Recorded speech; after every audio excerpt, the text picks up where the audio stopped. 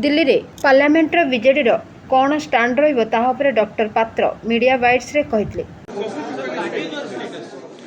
So essentially today on behalf of the Biju Janata Dal, there were several demands that were placed before in the all-party meeting. As you all know that our Honorable Party President Shri Naveen Patnaik ji has been unanimously elected as the chairperson of the Biju Janata Dal Parliamentary Party. So he is very much part of the process of the parliamentary party of the Biju Janata Dal now. Apart from that, there were 3 or 4 major issues that was raised by the BJD today on the floor of the all-party meeting. Odisha has been deprived of the special category status for more than 2 decades. Biju Janata Dal has been constantly demanding for the special category status for Odisha.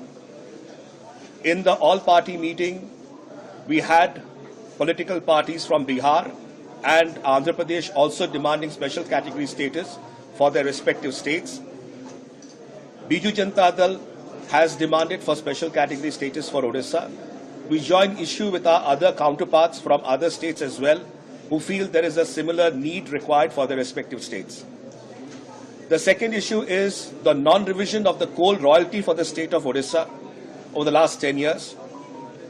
In terms of rural housing, more than 20 lakh houses have not been provided to the state of Odisha. In terms of tribal development, more than 162 communities are deprived of the ST list. The coastal highway of Odisha has not been built so far. In terms of connectivity, railways, highways, telecom, digital and banking, these are services that are still deprived from the state of Odisha in many measures.